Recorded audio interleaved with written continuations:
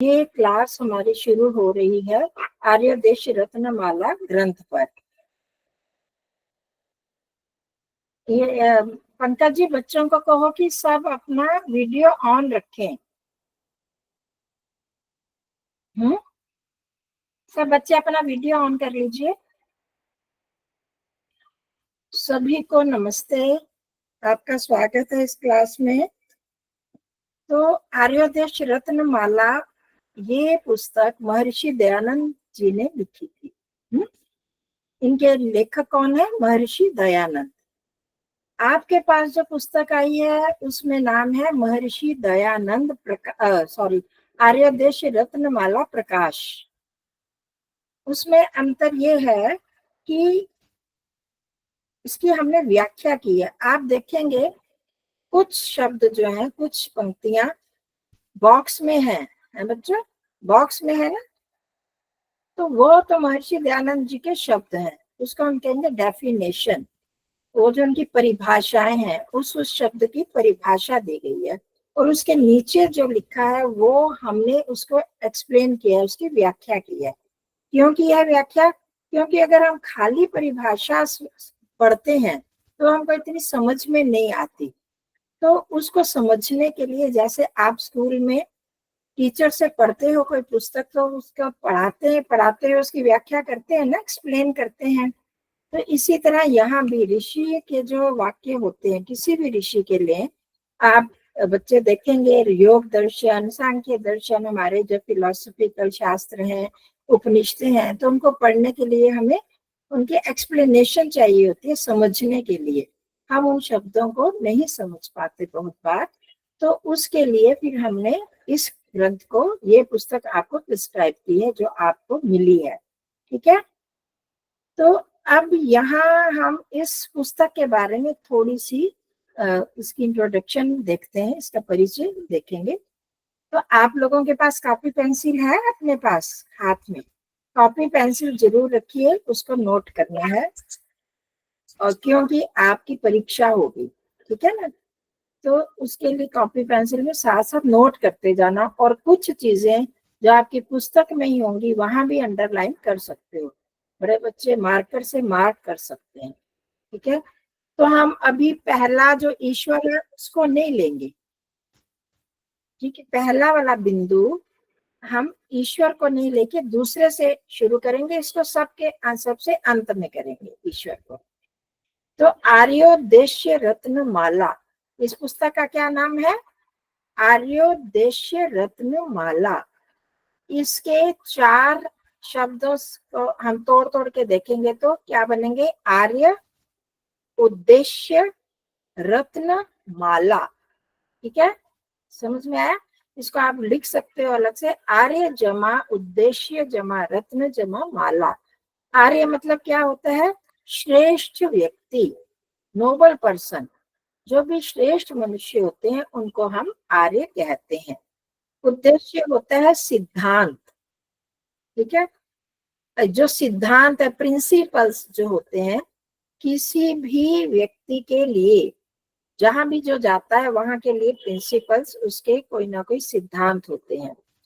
आप स्कूल में जाते हो, स्कूल के अलग से नियम कानून है ना, तो उनके अनुसार आपको चलना पड़ता है। अगर हम अपना आर्यों की तरह जीवन व्यतीत करना चाहते हैं तो हमें किन किन नियमों का कैसे पालन करना है, और हमारे जीवन में के उपयोग में जो जो शब्द आते हैं उनका हमें अर्थ समझने के लिए, मतलब उन शब्दों का प्रयोग हम किस लिए करते हैं? नियमों में जीने के लिए, जीवन अच्छी तरह जीने के लिए करते हैं। तो एक मनुष्य को आर्य बनने के लिए जिन जिन शब्दों की आवश्यकता पड़ती है, जिन जिन सिद्धांतों की, प्रिंसिपल्स की जरूरत पड़ती है, उन मुख्य शब्दों को यहाँ पर इस पुस्तक में दिया गया है। तो आर्यों के लिए जो सिद्धांत हैं, उन सिद्धांतों रूपी रत्नों की माला। रत्न क्या होते हैं? जेम्स। रत्न कीमती पत्थर, जो कीमती चीजें जितनी भी हैं रत्न, उनमें मोती, हीरा, मोती, पन्ना, ये सारी चीजें, जो सोना, ये सारी चीजें रत्नों में आ जाती हैं। तो उन रत्नों को कि माला जैसे पिरो देते हैं ना, माला तो आप जानते हैं, जैसे माला में मन के मोती होते हैं अलग अलग तरह से, तो उनको गूंथ दिया जाता है एक धागे में और वो माला बन जाती है। फूलों को एक धागे में पिरो देते हैं तो फूलों की माला बन जाती है ना, तो ये तो सब आप लोग जानते हैं। तो इसी तरह रत्नों की माला है। अब रत्न हीरा मोती पन्ना ज्वारात नहीं है, ये रत्न है सिद्धांत। कौन से सिद्धांत? आर्यों के सिद्धांत रूपी रत्नों की माला।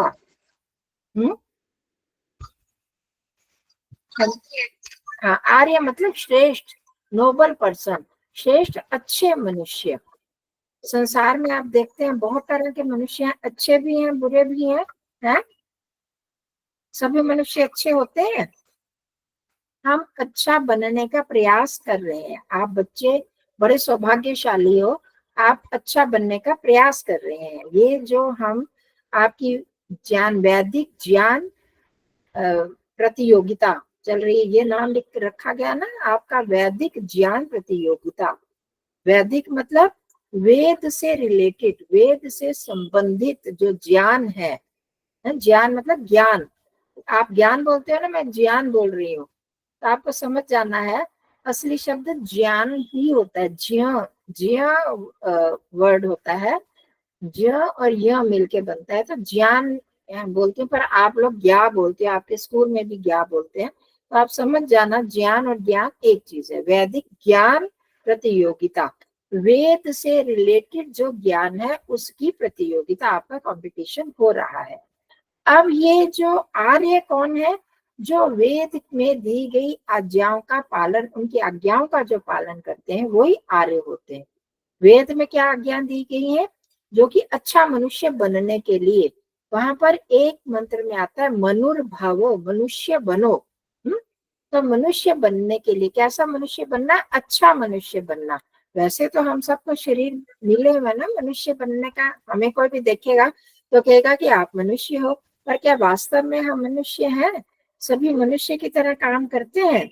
नहीं करते ना। तो एक मनुष्य को श्रेष्ठ अच्छा मनुष्य कैसे बनना है, उसके लिए सिद्धांत दिए गए हैं यहाँ पर इस पुस्तक में, आर्यों के सिद्धांतों के रत्नों की माला। समझ में आ गया? आर्य मतलब श्रेष्ठ मनुष्य व्यक्ति। तो हमारे देश को पहले भारत नहीं कहा जाता, सबसे पहले इसका नाम था आर्यावर्त, जहाँ पर आर्य लोग रहते हैं, आर्यों के रहने का स्थान। तो उसी आर्य, हम आर्य कैसे बन सकते हैं? इन शब्दों के ठीक अर्थों को समझकर उनको जीवन में लाना। समझ में आ गया बच्चों? तो अब इसमें पुस्तक में 100 सिद्धांत दिए गए, 100 वर्डों का, 100 शब्दों की परिभाषा दी गई है। अब हम देखते हैं हम धर्म किसको समझते हैं। हमसे कोई पूछे धर्म किसको कहते हैं तो हम क्या कहेंगे? बताओ आप बच्चों, बताओ धर्म किसको कहोगे? हाथ खड़ा करोगे पहले। हम अपने ईश्वर के लिए करते हैं, ईश्वर की आज्ञा का पालन करते हैं। ये तो मैंने अभी बताया, ठीक है, बिल्कुल ठीक है। ईश्वर की आज्ञा का जो पालन करते हैं उसको धर्म कहते हैं। पर हमको पता नहीं चलता ना ईश्वर की आज्ञा क्या है। और इस परिभाषा में भी ये चीज बताई गई है। तो बिल्कुल ठीक है, जो ईश्वर की आज्ञा का पालन करना, जो ये पुस्तक नहीं पढ़ेगा वो क्या कहेगा धर्म किसके कहते हैं? वो क्या कहते हैं कि ईश्वर का नाम लेना, सेवा करना। कोई कोई कहेगा कि उसको ये हवन करना, कोई संध्या करना, अलग अलग सब कहेंगे ना। तो अब सब चीजों को तो हम एक जगह इकट्ठा नहीं कर सकते, तो उनको करने के लिए ईश्वर की आज्ञा का पालन करना। तो अब हम आ रहे हैं दूसरे नंबर पर, आर्य देश रत्नमाला का दूसरा बिंदु है धर्म। तो 100 रत्न है यहाँ पर। तो दूसरा रत्न, पहला रत्न हम कह रहे हैं ईश्वर, उसको हम सबसे लास्ट में करेंगे। अब जो धर्म है उसको हमने लिया है, तो पहले मैं ये पढ़ूंगी परिभाषा, उसके बाद उसको उसकी व्याख्या पढ़ेंगे, ठीक है? तो जिसका स्वरूप, पहला रत्न क्या है? पहला रत्न क्या है? पहला ईश्वर है, ईश्वर। ठीक। तो दूसरा धर्म, तो इसका मैं परिभाषा पढ़ रही हूँ। जिसका स्वरूप, जिसका मतलब जिसके बारे में हम बात कर रहे हैं, वो जिसका स्वरूप ईश्वर की आज्ञा का यथावत पालन और पक्षपात रहित न्याय सर्वहित करना है, जो कि प्रत्यक्ष आदि प्रमाणों से सुपरीक्षित और वेदोक्त होने से सब मनुष्यों के लिए यही एक मानने योग्य है, उसको धर्म कहते हैं। अब देखो, बड़ी परिभाषा है, बहुत लंबी परिभाषा है, एक ही वाक्य में दे दी गई, तो इसको पढ़ने से समझ में थोड़ा कम आता है ना। इसको समझने के लिए हमें एक एक शब्द को समझना पड़ता है, ठीक है। तो वही समझने के लिए हमने ये इस पुस्तक को लिखा कि जिससे हम समझ पाए। तो एक एक शब्द को हम समझेंगे। जिसका स्वरूप मतलब जिसको हम बात कर रहे हैं उसका स्वरूप क्या है, क्या स्वरूप है? ईश्वर। सबसे पहली बात आ गई, इस पुस्तक में ही पढ़ते हैं। धर्म की परिभाषा करते हुए महर्षि ने निम्नलिखित बिंदुओं पर बल दिया है। ईश्वर ने वेद में जिन कर्मों को करने की आज्ञा दी और जिन्हें करने का निषेध किया है, तदनुसार ही आचरण करना। तो आपके पास, जिनके पास है ये पुस्तक हो तो ठीक है, जिनके पास यहाँ पर हमारे गूगल मीट में कम लोगों, 2-4 लोगों के पास ही होगी, तो कोई बात नहीं, आप समझ लीजिए, सुन लीजिए। तो मैं उसको एक्सप्लेन तो कर रही हूँ। या बच्चों के पास है यही पुस्तक, इसलिए इसको पढ़ना जरूरी है। तो उसमें कहा कि ईश्वर ने, पहले भी आप लोगों ने कहा ना, ईश्वर की आज्ञा का यथावत पालन। यहाँ पर क्या यथावत, तो जैसा कहा गया वैसा ही पालन करना। तो जिन कर्मों को करने की वेद में कैसा कहा गया, जिन कर्म, कुछ कर्म करने चाहिए और कुछ कर्म नहीं करने चाहिए। जैसे कहा कि सत्यम वद धर्मम चर, सत्य बोलो, धर्म का पालन करो। और वहां पर कहा कि उधर का अक्षय माँ दिव्या, ये भी कहा कि जुआ मत खेलो। ऐसे कुछ, जो किसी की माँ हिंसी, माँ भीम, माँ क्रोधा, माँ गृधा, अलग अलग मंत्रों में ये चीजें कही गई हैं। आचार्य देवो भव, मातृ देवो भव, ये सब वेद से मैं छोटे छोटे वाक्य बोल रही हूँ। तो वेदों में कहा कुछ चीजें क्या कहे कि माता पिता को, आचार्य को, अतिथि को देवता के समान समझो, उनको देवों के समान उनकी पूजा करो। और उधर कहा कि माँ हिंसी, हिंसा मत करो, किसी का मन मत दुखाओ, किसी डरो मत, लालच मत करो। मतलब कुछ चीजें करने के लिए कहेगी और कुछ ना करने के लिए कहेगी। तो वैसा ही जो कहा गया उसको करना, और जो कहा गया कि नहीं करना है तो उसको ना करना, ये धर्म का पहला लक्षण हो गया। आ गया समझ में बच्चों? और जिनको तो सबसे पहली बात कि वेद में जिस चीज को करने के लिए ईश्वर की आज्ञा हमें कहाँ मिलेगी? वेदों में। ईश्वर ने क्या सबसे पहला ज्ञान कहाँ दिया था? वेद में दिया था। तो इसलिए ईश्वर का ज्ञान हमें ईश्वर से डायरेक्ट तो नहीं मिल सकता ना, अभी ईश्वर तो हमारे सामने है नहीं, तो उनसे हम कैसे ज्ञान लें? तो उनके वेदों को पढ़कर हम ज्ञान प्राप्त कर सकते हैं। तो इसलिए कहा कि ईश्वर ने वेदों में जिन कर्मों को करने के लिए कहा, तो वेद इसलिए आ गया बीच में क्योंकि वेद ही ईश्वर का आदेश है। उनमें जो जो कहा गया वो हम मान लेंगे कि वही ईश्वर की आज्ञा है। ठीक है, ये बात समझ में आ गई? इसको बड़ी अच्छी तरह समझना है कि ईश्वर और वेद को हम अलग नहीं कर सकते। ईश्वर ने जो कहा है, वेद में कहा है, तो ईश्वर की आज्ञा का पालन है कि वेद में कहा गया के अनुसार चलना, जिन कर्मों को करने के लिए कहा और जिनको छोड़ने के लिए कहा वह करना। अब दूसरा बिंदु क्या है? किसी भी प्रकार के पक्षपात अर्थात मेरे तेरे की भावना को छोड़कर न्याय से सबका हित या भला करना। मतलब क्या है पक्षपात? क्या बोलते होता है? पार्शियलिटी। समझते हो ना आप लोग? पार्शियलिटी तो समझते हो कि हम पक्षपात करते हैं कि अपना जो होता है उसको मेरापन है तो उसको हम दोष होते हुए भी उसको, उसका दोष नहीं मानते, और जो तेरापन है दूसरा है उसका चाहे नुकसान हो जाए उसके लिए हम तैयार रहते हैं, अपनों का नुकसान करने के लिए नहीं रहते। अब 2 बच्चों की लड़ाई होती है तो जो अपना बच्चा होता है उसको प्यार करते हैं, दूसरे के बच्चे को हम धुतकार देते हैं, उसका दोष ना हो तो भी।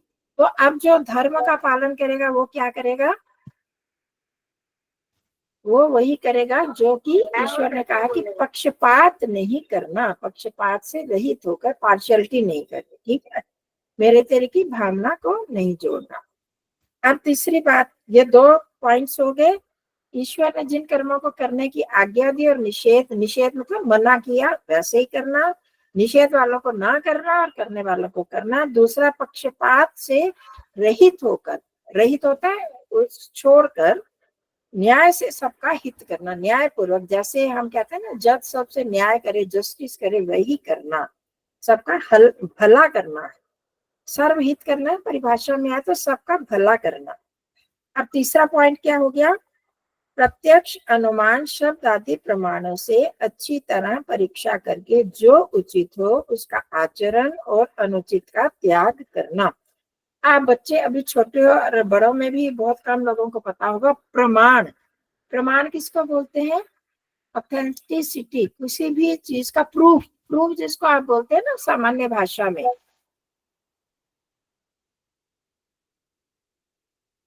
अच्छा, वॉइस उनकी क्लियर नहीं हो, कह रहे हैं थोड़े टाइम के लिए रखना क्लास। तो हम क्या करेंगे, इस एक दो ही करते हैं, धर्म और अधर्म के बारे में करके फिर बाकी हम कल करेंगे, ठीक है। तो जो प्रूफ होते हैं, हमें कोई भी हम कोई भी जब भी काम करते हैं, किसी आप जैसे गवाह, न्यायालय में कोई केस चलता है,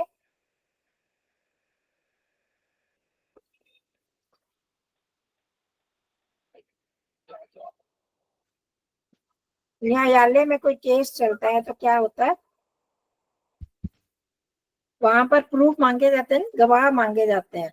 तो उन गवाहों के अनुसार फिर देखते हैं कि तुमने आंखों देखा है तुम्हारा या सुना है, उसके अनुसार फैसला करते हैं। तो अब यहाँ पर जो हमारे शास्त्र में क्या चीज ठीक है गलत है, उसके भी प्रमाण होते हैं, उसको प्रूफ कहते हैं। ये बहुत सारे प्रमाण 8 होते हैं, ये आगे हम पढ़ेंगे, पर मैं पहले उनके नाम आप धीरे धीरे जानते जाओगे क्योंकि आगे भी आएंगे। एक होता है प्रत्यक्ष, प्रत्यक्ष मतलब डायरेक्ट, किसी को जिसको भी हमने आंखों से देखा या कानों से सुना, हाथ से स्पर्श किया, जैसे आपने कोई चीज खा ली तो ये तो कड़वी है, मैंने तो खाई है, तो इसको आप कहेंगे प्रत्यक्ष है। आपने किसी चीज को देख लिया आंखों से तो वो भी प्रत्यक्ष हो गया, कानों से सुना, तो ये सब प्रत्यक्ष होता है। तो अनुमान से, जैसे आपने जिन लोगों को मैं नहीं देख पा रही हूँ यहाँ पर वहां पर है, मैंने नाम वहां पर पढ़ लिया, तो हम क्या अनुमान लगा लेते हैं कि उस बॉक्स में वो बंदा जो वो बैठा है, इस नाम का व्यक्ति बैठा है।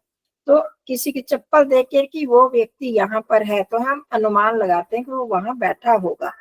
इसी तरह शब्द प्रमाण, जो जैसे जो चीज हमने पढ़ी ना, अभी हम डेफिनेशन पढ़ रहे हैं धर्म, तो ये हो गया शब्द प्रमाण, जिसको हम ऋषि आप्त लोग कहते हैं, उसको शब्द प्रमाण कहते हैं। तो ये हम चीजें आगे विस्तार में पढ़ेंगे। तो अगर जो प्रमाणों से जो चीज परीक्षा करके ठीक हो तो उसको मानना, और जो गलत हो उसको ना मानना। तो ये धर्म के लक्षण है, ये संक्षेप में यही सब वेदों में बताया गया है, अतः इसका पालन करना ही धर्म है। 4 पॉइंट्स हो गए आपके पास। एक तो वेदों के अनुसार, ईश्वर ने वेदों में जो बताया है वो करना, जो मना करने के लिए कहा है वो ना करना, ये धर्म है। दूसरा हो गया किसी भी प्रकार का पक्षपात ना करना, पार्शियलिटी ना करते हुए न्याय पूर्वक सबका हित करना, किसी का बुरा ना करना। फिर तीसरा हो गया प्रत्यक्ष अनुमान आदि जो प्रमाण है, प्रमाणों की कसौटी पर कसकर फिर उस चीज को ठीक मानना। और यही जो है, ये 3 जो चीजें हैं, यही सब वेदों में बताया है, इनका पालन करना ही धर्म है। समझ में आ गया धर्म के 3 पॉइंट्स। जब भी अगर आपको परीक्षा में भी आ गया तो धर्म क्या है, कोई एक बिंदु लिखो तो भी आप एक भी लिख सकते हो, 3 आगे पूरा हम पूछेंगे तो वो भी किया जा सकता है, ठीक है। ऐसे ही आपको याद रखना है। अब इससे जो उल्टा है, जो इससे उल्टा होता है वही अधर्म होता है, उसको अब हम पढ़ते हैं। तीसरा बिंदु आ गया अधर्म, जिसका स्वरूप ईश्वर की आज्ञा को छोड़कर और पक्षपात सहित अन्यायी होके बिना परीक्षा करके अपना ही हित करना है। इतना पहले समझ लो, ये चीजें हमने पहले पढ़ी ना, धर्म में पढ़ा जिसका स्वरूप ईश्वर की आज्ञा का यथावत पालन करना, वहां पर यह कहा है। यहाँ अधर्म में क्या उल्टा हो गया, जिसका स्वरूप ईश्वर की आज्ञा को छोड़कर पालन नहीं करना, ईश्वर की आज्ञा को छोड़ देना, वो क्या है, अधर्म हो गया। दूसरी चीज क्या कही थी, पक्षपात रहित न्याय सर्वहित करना, पक्षपात से रहित होकर न्याय करना, सबका हित करना। अब यहाँ पर अधर्म में क्या हो गया, पक्षपात सहित होकर, पक्ष पार्शियलिटी करना, फिर अन्यायी हो जाना, न्याय के विरुद्ध करना, और ये हो गया। तो और अपना ही हित, आगे बात आ गई, अपना ही हित करना, वहां पर क्या था, सबका हित करना। और फिर वहां पर आगे आया प्रत्यक्ष आदि प्रमाणों से सुपरीक्षित, अच्छी तरह परीक्षा करना। और यहाँ पर क्या आया, बिना परीक्षा करके, परीक्षा ना करना, ठीक है। फिर आगे कुछ चीजें यहाँ पर अलग से दी, जो अविद्या, हठ, अभिमान, क्रूरता आदि दोष युक्त होने के कारण वेद विद्या से विरुद्ध है। वहां पर क्या आया था, वेद विद्या के अनुसार, वेदोक्त, वेदोक्त शब्द आया ना पहले धर्म में, देखो, सुपरीक्षित और वेदोक्त होने से। तो यहाँ पर क्या है, वेदोक्त मतलब वेद में जो कहा गया है। तो यहाँ पर क्या आएगा, वेद विद्या से विरुद्ध जो है वो करना। वेद विद्या विरुद्ध क्या है, अविद्या, मतलब जो चीज जैसी है उसको वैसा ना मानना, हठ, हठ करना, रिजिडिटी जिसको हम कहते हैं, अभिमान, घमंड करना, क्रूरता, क्रुएल्टी, ये चीजों से युक्त होकर, ये सब क्या है, वेद विद्या से विरुद्ध है। सब मनुष्यों को छोड़ने, और सब मनुष्यों को इन चीजों को छोड़ देना चाहिए। अधर्म क्या है, अपनाना चाहिए या छोड़ना चाहिए, अधर्म छोड़ने योग्य चीज है। धर्म का उल्टा है मैम। हाँ बिल्कुल उल्टा है, वही मैं इसीलिए एक एक शब्द बता रही हूँ, धर्म का उल्टा है। तो इसको हम एक बार देख लेते हैं। धर्म अच्छी तरह आ जाएगा तो अधर्म भी आप आराम से कर लोगे, उसका भी आपको पता चल जाएगा। धर्म का हमें क्या करना चाहिए, पालन करना चाहिए, और अधर्म को छोड़ देना चाहिए, उसको पालन नहीं करना चाहिए। तो इसीलिए लिखा सब मनुष्यों को छोड़ने योग्य है, ठीक है। तो यहाँ पर अब जो पुस्तक में आप देख लो, जिनके पास है पुस्तक, रत्न संख्या 2 में जो धर्म बताया गया है उससे विपरीत ही अधर्म है। यह अधर्म सब मनुष्यों के द्वारा त्याग करने योग्य है, अर्थात किसी भी मनुष्य को अधर्म का आचरण नहीं करना चाहिए। तो इस परिभाषा में जो ये जो बॉक्स में है उसको हम कहेंगे परिभाषा, ठीक है। आपको एग्जाम में आ सकता है कि इस धर्म की परिभाषा दो, पुण्य की परिभाषा दो, पाप की परिभाषा दो, ऐसे हम आगे जो जो पढ़ेंगे तो वो परिभाषा अगर हम कहेंगे तब ये परिभाषा आपको बतानी होगी, और इसमें से एक्सप्लेनेशन जो व्याख्या है उसमें से कुछ कहेंगे तो वो फिर वो बताना होगा, ठीक है। तो अब ये अब क्या क्या, जैसे पीछे हमने धर्म के बारे में किया था वैसे यहाँ भी है। वेद आदि शास्त्रों में निर्दिष्ट ईश्वर की आज्ञा को न मानकर अपनी इच्छा अनुसार व्यवहार व आचरण करना ही अधर्म है। जो ईश्वर ने आज्ञा दी है वेद में, वैसा ना करके अपनी मर्जी के अनुसार करना। आजकल धर्म में हम बहुत सारी चीजें ऐसी करते हैं जो कि वेद से उल्टी हैं, वो हम धीरे धीरे आपको बताएंगे। वेद से उल्टी हैं बहुत सारी चीजें, और उसको हम अपनाने लगते हैं धर्म के नाम पर, हम उसको धर्म मानने लगते हैं। तो वो धर्म वास्तव में वो धर्म नहीं है, अधर्म है। उसको मैं बाद में धीरे धीरे आपको बताऊंगी। फिर पक्षपात की भावना से युक्त होकर, पार्शियलिटी से युक्त होकर अगर हम कोई काम करते हैं, अब हम जो भी काम करें हमें देखना होगा कि क्या हम पार्शियलिटी, तो कोई मेरा अपना है तो वो समझकर हम ऐसा काम कर रहे हैं, उससे प्यार कर रहे हैं क्योंकि वो मेरा अपना है, उसने गलत काम किया है, अधर्म, किसी को कष्ट दिया, किसी को मारा है, तो भी हम कह रहे हैं नहीं जी वो अच्छा व्यक्ति है। ऐसे नहीं करना, हमने क्या करना है, पक्षपात रहित होकर जो करना है वो धर्म है, और पक्षपात की भावना से युक्त होकर करना है वो अधर्म है। अन्याय पूर्वक आचरण करना, पहले क्या था, न्याय पूर्वक करना आचरण, और यहाँ अन्याय पूर्वक आचरण वो किस में आ जाता है, अधर्म में। अब फिर चौथी बात क्या आ गई, धर्म को सिद्ध करने वाली कसौटियों यथा प्रमाणों आदि से सत्य असत्य की परीक्षा किए बिना ही कर्म करना। पहले क्या था, प्रमाणों से, प्रत्यक्ष आदि प्रमाणों के आधार पर हमने जो उससे सत्य सिद्ध होता है वो करना। और यहाँ पर है उनकी प्रमाणों से तो हम मानते नहीं अपनी बात, जो भी हमारी मर्जी आती है हम वो करते जाते हैं। तो चाहे प्रमाणों के विरुद्ध हो, जैसे कि हमारे ऋषियों ने कहा कि बड़ों की माता जो है सबसे बड़ी है। तो आजकल क्या करते हैं बहुत सारे लोग, गुरु को माता पिता से भी बड़ा मानने लगते हैं। घर में माता पिता चाहे बीमार पड़े हो तो गुरु को जाके उसकी सेवा करने लगते हैं। तो अब वो पाप हो जाएगा, अधर्म हो जाएगा। वेद में क्या कहा, पहले माता को मानो, फिर पिता को, फिर आचार्य को, उसके बाद तीसरी बात आती है गुरु की। तो हमने ऐसे काम करने हैं जो हमारे प्रमाणों के आधार पर हो। केवल मात्र अपने हित को दृष्टि में हम वो काम करते हैं जिसमें मेरा हित हो, मेरा भला हो। हित मतलब भला, अपने भले के लिए हम करते हैं तो वो भी अधर्म होता है। दूसरे का भी देखना कि मेरा तो भला हो रहा है, दूसरे का कहीं पर नुकसान तो नहीं हो रहा। फिर तीसरी आखिरी जो पॉइंट है, अविद्या हठ, ये इनको ध्यान रखना है। अविद्या हठ, अभिमान, क्रूरता आदि दोषों से युक्त तथा वेद आज्ञा के विरुद्ध प्रतिकूल और प्रतिकूल कर्म करना। जैसे क्या है, हमारे वेदों में कहा, गीता में भी कहा, अच्छे ग्रंथों में ये कहा कि दान दो तो उसको दो जो अच्छा उसका उपयोग करे, देख कर दो। अब हम क्या करते हैं, दान देना है ना, जिस मर्जी को दान दे दो, हमारा मतलब नहीं है, वो जो मर्जी करे। करते हैं ना बहुत सारे लोग हैं बच्चों, आपने देखा होगा। हम सोच के नहीं देते, जिसको भी दान देना है तो हम सोचते हैं कि बस यही धर्म है। पर अगर हम गलत लोगों को देते हैं तो वहां भी हमारा फिर अधर्म हो जाएगा। हम हठ करते हैं कि नहीं करना है। फिर किसी भी चीज में हम घमंड करते हैं, क्रूरता, दूसरे पर क्रूएलिटी, दूसरे पर उनको तंग करना, उसको हिंसा करना। तो ये जैसे मांस आदि इत्यादि खाते हैं तो वो क्या हो जाती है, हिंसा वाले काम हो जाते हैं, क्रूरता होती है, उनको मार कर खाना। तो ये सारे जो है अधर्म में आते हैं।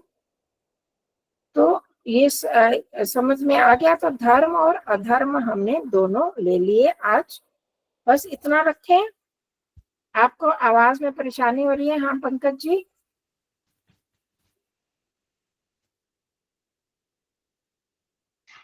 आवाज क्लियर है मैम, आपको बस वीडियो भी क्लियर नहीं, आवाज क्लियर। अच्छा, क्लियर है? बच्चों के पास क्लियर आ रही है आवाज? ठीक है, तो फिर कर ले। हाँ कर ले, फिर पुण्य पाप कर ले।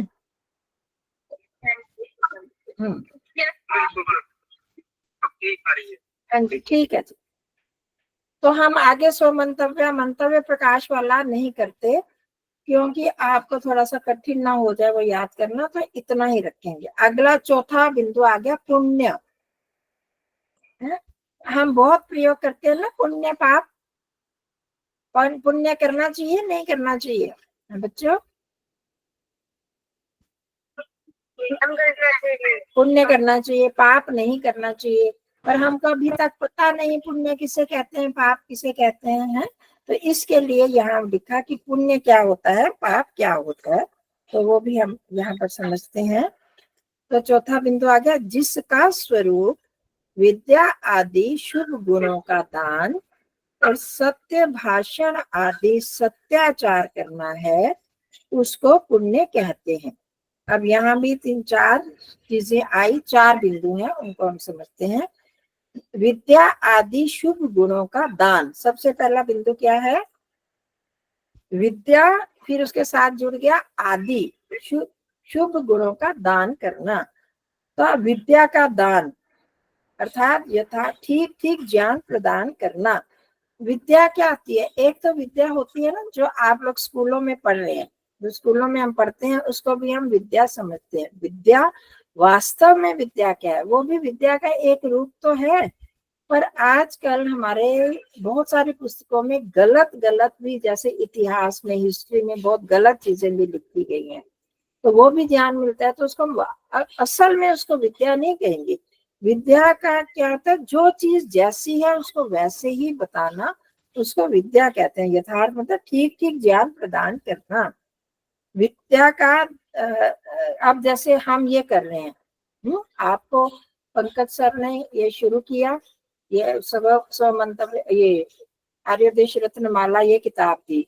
तो ये जब आप ध्यान से पढ़ लोगे, आपको समझ आएगी तो आपको बहुत अच्छा लगेगा कि ये है विद्या, असली ज्ञान हमें प्राप्त हो गया। आप धर्म को हम क्या समझ रहे थे और असल में धर्म क्या है। हम जो बड़े हैं, जो हमारे गूगल मीट में जुड़े हैं, उनको भी पता चला होगा कि हम तो धर्म कुछ और ही समझते रहे हैं। तो धर्म का वास्तविक अर्थ क्या होता है उसको भी हमने जाना।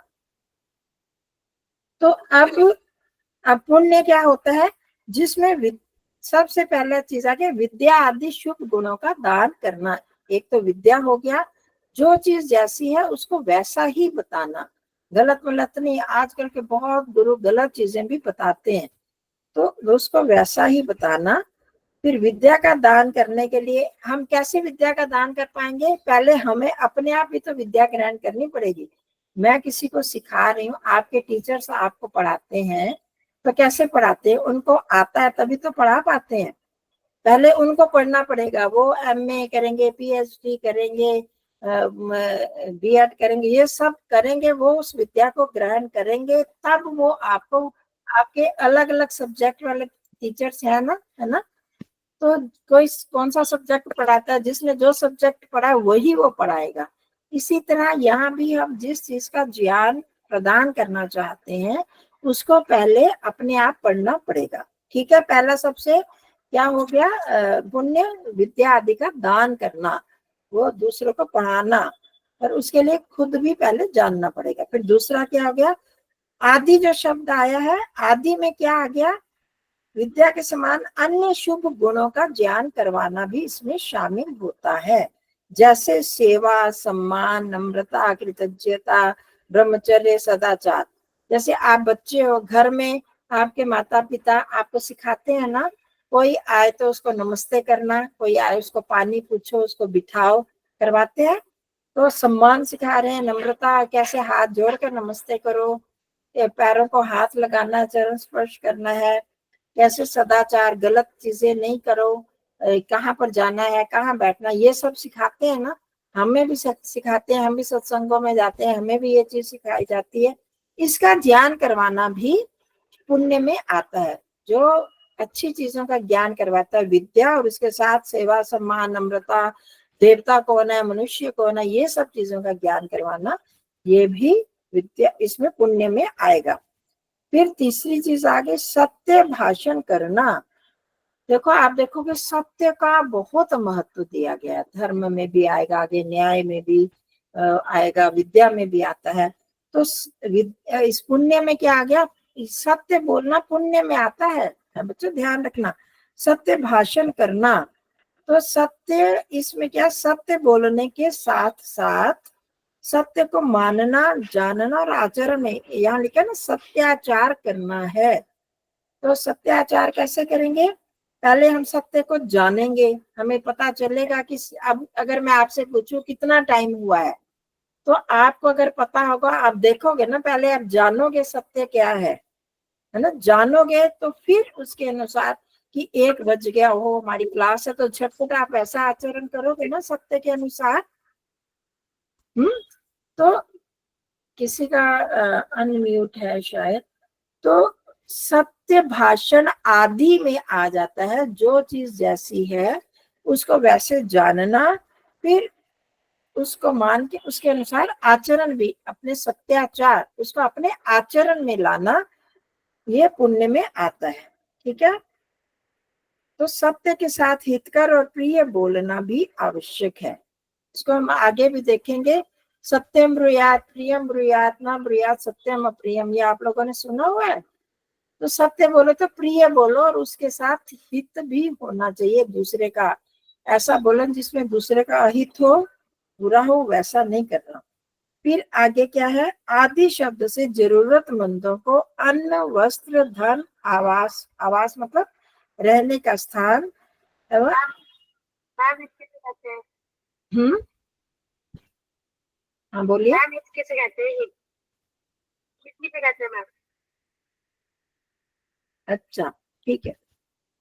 अन्य आवश्यक वस्तुओं का दान देना भी पुण्य के अंतर्गत आता है। ये तो आप सब मानते हो कि किसी को भी जब हम कोई चीज देखते, सबसे पहले तो उन्होंने विद्या के बारे में बोला ना, जो चीज जैसी है वैसा ज्ञान देना। फिर विद्या के समान सेवा, नम्रता, सम्मान आदि गुणों का का भी ज्ञान करवाना, फिर सत्य भाषण करना भी और उसके अनुसार आचरण भी करना, फिर जरूरतमंदों को अन्न वस्त्र धन रहने की जगह, जैसे आजकल धर्मशालाएं आदि बनाई हुई हैं, और जो भी आवश्यक वस्तुएं, जिसको जैसे बच्चे हैं उनके पास पुस्तकें नहीं है, उनको पुस्तकें देना, जो बच्चे पढ़ना चाहते हैं उनको पढ़ने के लिए फीस देनी नहीं है, जो दे सकते हैं उनको फीस दें, स्कूल में दाखिला करवा दें, ये सारी चीजें हैं, ये पुण्य में आती हैं। आगे समझ में आ गया पुण्य में क्या क्या आ गया? विद्या आदि का दान, उस और फिर विद्या के समान जो सेवा सम्मान नम्रता कृतज्ञता आदि इन गुणों का भी को भी बताना, फिर सत्य भाषण, सत्य बोलना, सत्य जानना, सत्य मानना, उसको जीवन में आचरण में लाना, और फिर जरूरतमंदों को जो जिस चीज की जरूरत हो, धन की, अन्न की, वस्त्र की, वो देना, ये भी पुण्य के अंतर्गत आता है। फिर इसके बाद पाप, जैसे धर्म के उल्टा अधर्म था, वैसे ही पुण्य का उल्टा क्या हो गया? पाप। तो अब हम पढ़ते हैं पाप की परिभाषा। जो पुण्य से उल्टा और मिथ्या भाषण आदि करना है, ऊपर था ना, इसका स्वरूप विद्या आदि शुभ गुणों का दान और सत्य भाषण आदि सत्याचार करना, तो यहाँ पर क्या आ गया? मिथ्या भाषण आदि करना है, उसको पाप कहते हैं। पुण्य से उल्टा क्या हो गया? विद्या आदि के बदले उल्टा ज्ञान। बहुत सारे लोग आजकल देखोगे वो क्या करते हैं कि गुरु लोग भी जो अपने शिष्यों को उल्टा उल्टा ज्ञान देते हैं, वो कहते हैं जो हम मंत्र देंगे ना आपको, आपके कानों में फूकेंगे, उसका जप करना। आप समझ लो कि मंत्र किसको कहते हैं? जो सिर्फ ईश्वर के द्वारा दिया गया है, वेदों में जो है उनको मंत्र बोलते हैं।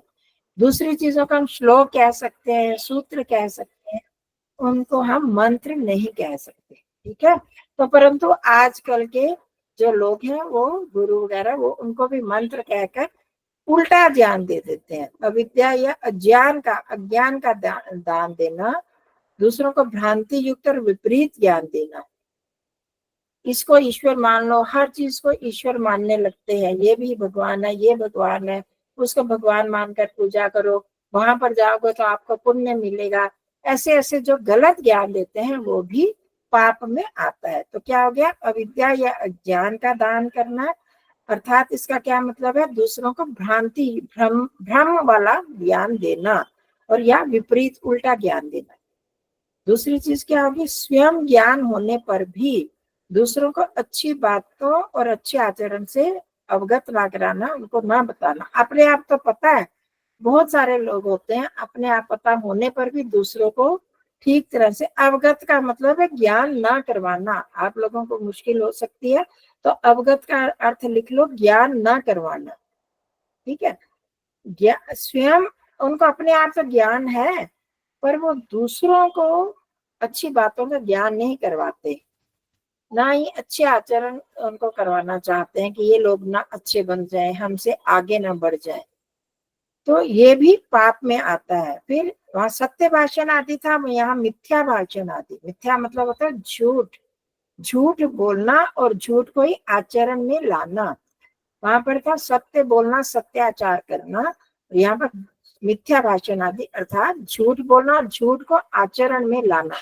कुछ लोग दूसरों के लिए तो झूठ बोलते हैं पर स्वयं नहीं आचरण में लाते, पर अगर स्वयं भी हम आचरण में ले आते हैं तो वो पाप में आ जाएगा। तो फिर तीसरी अंतिम बात, जो मन में है वाणी और आचरण में उससे भिन्न रखना। जो हमारे मन में होता है कि मेरे को ये सहेली अच्छी नहीं लगती, बहुत बार ऐसे होता है ना, कोई इंसान अच्छा नहीं लगता, ये नहीं मेरे को अच्छी लगती, पर जब आती है तो आप ऊपर से क्या करते हो कि बहुत अच्छी है, तुम बहुत अच्छी हो, तो उसका आके बड़ा, तो मेरे को बहुत अच्छी लगती है, बहुत प्यारी है, तू मेरे साथ आया कर, मेरे साथ खाया कर, ऐसे करते हो आप लोग बहुत बार। तो ऐसे नहीं, जो हमारे मन में हो कुछ भी मत कहो, हमें कोई बुरा लगता है तो उसको ऊपर से हमने झूठा उनसे व्यवहार नहीं करना है। तो ये सब हम मन में भी उनके प्रति अच्छी भावना ले आए। हाँ, जो बच्चे गंदे हैं, गंदे मतलब जो गलत आचरण करते हैं, पाप वाला आचरण करते हैं, उनसे हम संगति छोड़ सकते हैं, परंतु उनके साथ हमें तो उनके साथ झूठ नहीं बोलेंगे। उनके साथ रहकर हम मन में कुछ और करना, ऊपर से कुछ और कहना, तो ऐसे दूसरा भी धोखे में रहेगा, फिर आपको ज्यादा तंग करेगा कि ये मेरे से तो बहुत प्यार करती है, तो ये मेरे से बहुत प्यार करता है, ऐसा व्यक्ति, ये मेरी तो सगी सहेली है। ऐसे जब हम करते हैं तो दूसरा भी हमारे साथ आने लगता है, बार बार आएंगे तो हम परेशान होंगे। तो जैसा हमारे मन में है वैसा ही व्यवहार करना, और अच्छे व्यक्ति के साथ अगर हमारे मन में गलत भावना आती है तो उस भावना को हम बदल लें, ईश्वर से प्रार्थना करके, कोशिश करके हम उस अच्छी भावना ले आएंगे, तो ये फिर हमारा व्यवहार भी अच्छा हो जाएगा, तो ये हमारे पुण्य में फिर बदल जाएगा, पाप भी पुण्य में बदल जाएगा। तो क्या क्या करना है, पाप क्या क्या है, किसी को ठीक, अगर आपसे कोई बच्चा पूछता है, दूसरी सहेली कि अपने नोट्स बता दो, हम गलत बता देते हैं दूसरे को, है ना, अपने गलत नोट्स देते हैं, तो ये भी पाप में आ जाएगा। ठीक है, दूसरे को अच्छा ठीक ज्ञान देना, मेरे को ये सम नहीं आता, मेरे को ये लेसन का समझ नहीं आती, तो उसको अच्छी तरह से समझाना, ये पुण्य हो जाएगा। नहीं कराओगे तो ये पाप में आ जाएगा। अपने, मेरे को पता है सत्य क्या है, हम दूसरे को नहीं बता रहे, दूसरे को अच्छी बातें, अच्छे आचरण नहीं बता रहे, ज्ञान नहीं करवा रहे, तो ये पाप में होगा। झूठ बोलना और झूठ को ही अपने आचरण में लाना, ये भी पाप में है। और तीसरा जो चौथा, मन में जो है, वाणी में है, उससे हम आचरण उससे अलग करते हैं, तो ये भी पाप के अंतर्गत आ जाता है। पाप के अंदर, अंतर्गत का मतलब समझते हो, पाप के अंदर आ जाता है। ठीक है बच्चों, चलो आज इतना रखते हैं, हमने 4 कर लिए। क्या क्या किया हमने? हाँ जी, गुड आफ्टरनून सभी को, नमस्ते। तो हमने क्या क्या किया, धर्म, अधर्म, पुण्य और पाप, ये याद रखते जाओ। इसके बाद जब आपको समय मिले पढ़ लेना, और जो जो पॉइंट्स है उसको अपनी भाषा में थोड़ा थोड़ा लिख लो, तो आपको अभी याद हो जाएगा। ठीक है, चलो सब बच्चों को नमस्ते। हाँ, कल समय पर टाइम पर आ जाना। हाँ जी मैम, एक बार आप आलू से रत्नमाला का परिभाषा दे सकते हो? आर्य देश रत्नमाला की, आर्यों के सिद्धांत है, आर्यों की सिद्धांतों के, या सिद्धांत या नियमों के रत्नों की माला। ये सिद्धांतों की रत्नों की, हाँ, माला। ठीक है जी, तो ये जो हमारे गूगल मीट में है, मैं उनको जूम का फिर लिंक भेजती हूँ कल। ठीक है, जूम। हाँ जी, ठीक है जी, अच्छा जी, कल मिलते हैं। सब बच्चों को नमस्ते, धन्यवाद। नमस्ते दीदी, नमस्ते जी। हाँ, नमस्ते जी, धन्यवाद जी, बहुत नमस्ते जी। माता जी धन्यवाद। एक मिनट, यहाँ बंद कर ले, यहाँ से लेफ्ट होगा। चलो जी, सबको नमस्ते जी, नमस्ते जी। सुनीता जी उधर ऑस्ट्रेलिया में मजे कर रहे हो? हाँ जी, हाँ जी, वो अब ये वाला टाइम तो शूट करता है, अभी यहाँ 6:30 अच्छा। हुए हैं, उस टाइम तो रात को ना बड़ी लेट हो जाता है, ये कोई चक्कर है। बात नहीं, जैसे आपको हाँ सूट जी, करे। हाँ ठीक है जी, ठीक है, धन्यवाद जी। तो आपको फिर मैं ये वो भेजूंगी जूम का। ठीक है, तो ठीक है, उनको जूम लग रहा है कि हम 2 इकट्ठे हो रहे हैं ना, 2 लिंक इकट्ठे हैं, तो कहते हैं वहाँ डिस्टरबेंस होती है, आवाज ठीक नहीं उनका आ रही थी। तो ठीक है, जिसको ठीक लग रहा है, अच्छा लग रहा है, वो करते रहना। हम इसी बहाने ऋषि दयानंद के ग्रंथ पढ़ पाएंगे। बहुत धन्यवाद दीदी, बहुत अच्छा लग रहा है।